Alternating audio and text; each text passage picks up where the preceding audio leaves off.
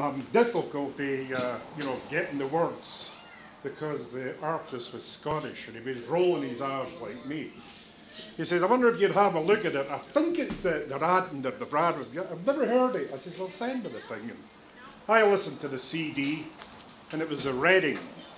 And Reading means nothing to, Canadians, but where I came from, Falkirk, it was the hub of all what they called the Braes.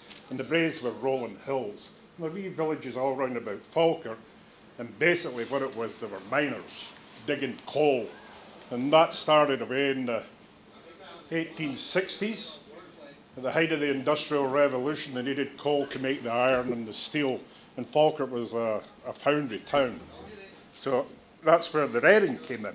But anyway, I forgot about it. Reading's Reading and so far. So I was back in Scotland there a couple of weeks ago, and it rained every day, by the way. I wasn't having a good time at all.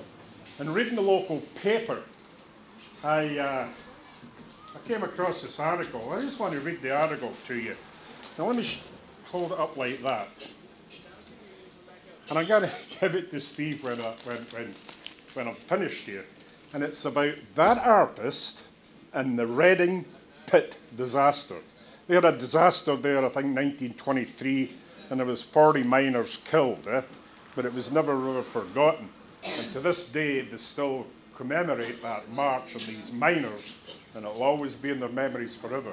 And you've got to remember, in 1860s, and Brian can substantiate this, there was no unions. There was guilds, Some of the tradesmen had guilds, but basically there were no unions. They never came into form probably about the 1900s or after the First World War. So what these colliers or miners were talking about was freedoms. Freedoms to do what the hell they wanted instead of being, controlled by the pit bosses. So here it goes. 50 years after the last coal drawn from the Reading pit, the traditions of the annual Pinkie, you keep that in mind, Pinkie March, were celebrated by hundreds. Glorious sunshine adorned the Braes, that's the hills, and last Saturday as the William Wallace Grand Lodge of Free Colliers paraded through the communities. Hundreds gathered for the event, which celebrates acknowledgement of former miners who secured their freedom from the pit owners and the local companies. The march, always on the first Saturday every August, also commemorates the lives of the 40 men who were perished in the Reading pit disaster by laying a wreath at the village memorial. Affectionately known as the Pinkie March, demonstrators marching behind bands and flags would link their pinkies in defiance of the freedoms that the pit bosses and the freedoms that they were trying to achieve. So when they were marching, they linked pinkies. 200 or 300 men marching with their pinkies, right? That was the sign for their freedoms from the coal bosses, the pit bosses.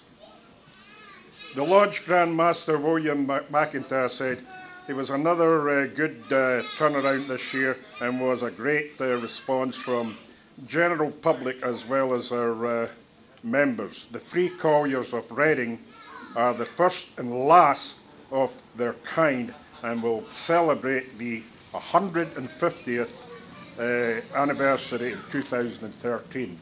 So there you go, Steve. There's the history of the Reading pit disaster and the Pinkies.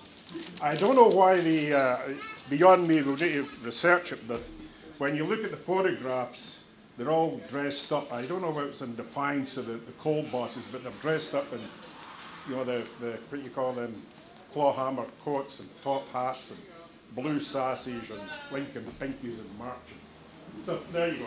A bit trivia, Labour Day.